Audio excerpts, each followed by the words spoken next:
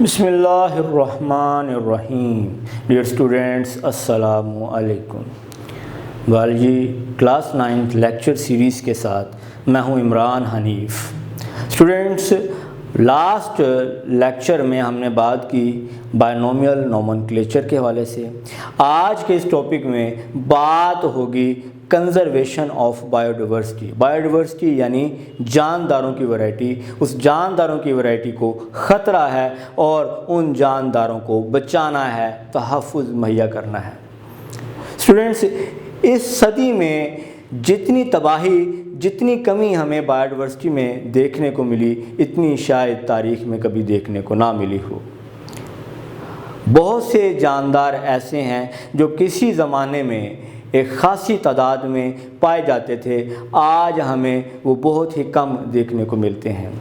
تو اسٹوڈنٹس، کیا وجوہات ہیں جن کی وجہ سے جاندار یا تو کم ہو رہے ہیں یا اس صفحہ ہستی سے مٹ رہے ہیں؟ تو students, conservation of bio diversity کے حوالے سے ہم یہاں پہ دو ٹرمز کو ڈسکس کریں گے. ایک ہے ایکسٹنکٹ اور دوسری ہے انڈینجرڈ. ایکسٹنکٹ یعنی کہ ناپید ہو جانا، ختم ہو جانا.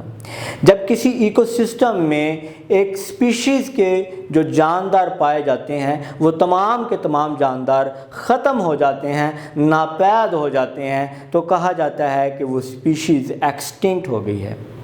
A species is said to be extinct when no doubt the last member of that species has died in that ecosystem. دوسری ٹرم جو ہم ڈسکس کریں گے وہ ہے انڈینجرڈ. تو انڈینجرڈ یعنی جس کو خطرہ ہے، اور خطرہ اسی کو ہوتا ہے جو ابھی موجود ہوتا ہے. جو ایکسٹنکٹ ہو گیا وہ تو ختم ہو گیا نا، اس کو کوئی خطرہ نہیں ہے.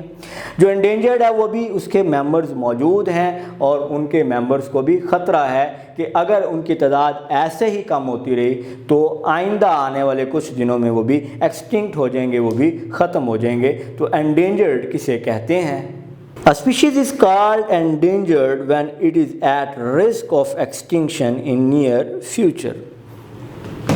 تو ایک ایسی اسپیشیز جو ابھی موجود ہے لیکن اس کی تعداد بہت کم ہو رہی ہے اور آئندہ کچھ دنوں میں وہ ایکسٹنکٹ ہو سکتی ہے، اسے انڈینجرڈ کہتے ہیں. تو اب ہم کچھ ایگزامپلس ڈسکس کر لیتے ہیں ان سپیشیز کی جو ویسے دنیا میں تو پائی جاتی ہیں لیکن پاکستان میں ایکسٹنکٹ ہو گئی ہیں. اس میں لائن ہے، ٹائیگر ہے. اب آپ کہیں گے بھی لائن اور ٹائیگر تو چڑیا گھر میں موجود ہوتے ہیں. تو چڑیا گھر میں موجود ہوتے ہیں لیکن یہ نیچرلی پاکستان میں نہیں پائے جاتے، یا ہوں گے بھی تو جو بایو ڈائیورسٹی کو ڈیل کرتے ہیں، جو نیچرل وائلڈ لائف کو ڈیل کرتے ہیں، ان کے علم میں نہ ہوں. تو lion, tiger, Asiatic cheetah, Indian wild ass, Indian one horn rhinoceros, swamp deer, black buck, Hingol, یہ وہ تمام جاندار ہیں جو اب پاکستان میں قدرتی طور پر نہیں پائے جاتے. تو اسٹوڈنٹس، اب بات ہوگی steps for the Conservation of bio diversity. یعنی حکومت نے بایو ڈائیورسٹی کو تحفظ مہیا کرنے کے لیے کیا اقدامات کیے ہیں. جو بایولوجسٹ ہیں یہ حکومت کو بار بار ابھارتے رہتے ہیں، قائل کرتے رہتے ہیں کہ کچھ قوانین بنائے جائیں، کچھ پالیسیز ڈیولپ کی جائیں جن کے تحت ان جانداروں کو، بایو ڈائیورسٹی کو تحفظ مہیا کیا جائے.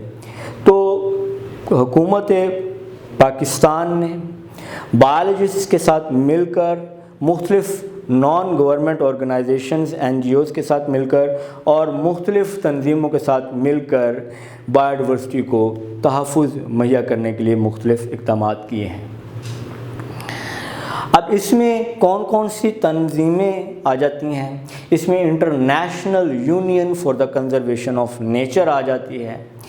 اس میں World wild life fund Pakistan آ جاتا ہے، اور اس میں پاکستان منسٹری آف انوائرمنٹ بھی آ جاتی ہے. اس کے علاوہ اور بھی کچھ نجی تنظیمیں پاکستان کی حکومت کے ساتھ مل کر کام کر رہی ہیں. تو اسٹوڈنٹس، بات کرتے ہیں ان وجوہات کی جس کی وجہ سے بایو ڈائیورسٹی میں کمی آ رہی ہے. تو وہ وجوہات جس کی وجہ سے یہ بایو ڈائیورسٹی کم ہو رہی ہے، اس میں جو مین کازز ہیں، اوور پاپولیشن یعنی آبادی جو ہے بڑی تیزی سے بڑھ رہی ہے۔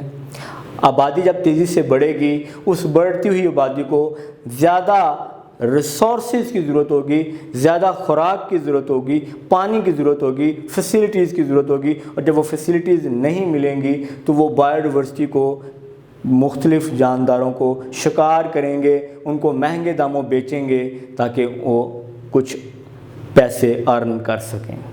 دوسری وجہ پاورٹی ہے، غربت ہے۔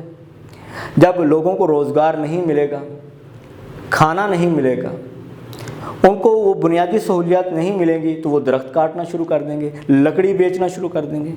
اپنی غربت کو مٹانے کے لیے نایاب جانور جو ہیں وہ جنگلوں سے پکڑ کر بیچنا شروع کر دیں گے، جس کی وجہ سے بایو ڈائیورسٹی میں کمی آئے گی۔ اور تیسری جو بڑی وجہ ہے بایو ڈائیورسٹی میں کمی کی، وہ لو لٹریسی ریٹ ہے۔ جب لوگوں کو پتہ ہی نہیں ہوگا کہ یہ ہمارے قیمتی جانور ہیں، یہ ہمارے قیمتی پودے ہیں، یہ نایاب جاندار ہیں، یہ ہمارا ورثہ ہیں، جب ان کو یہ علم ہی نہیں ہوگا تو وہ چند پیسوں کی خاطر ان کو بیچتے رہیں گے یا ان کا شکار کرتے رہیں گے۔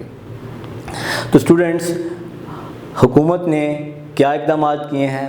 حکومت نے اور مختلف تنظیموں نے، جن کا ذکر ابھی آپ کے ساتھ ہوا، جس میں IUCN ہے، WWFP ہے اور منسٹری آف انوائرمنٹ پاکستان ہے، انہوں نے مل کر ایک ریڈ لسٹ تیار کی ہے ان جانداروں کی جو انڈینجرڈ ہیں، جن کو تحفظ مہیا نہ کیا گیا تو آئندہ کچھ سالوں میں یا کچھ عرصے میں وہ ایکسٹنکٹ ہو سکتے ہیں۔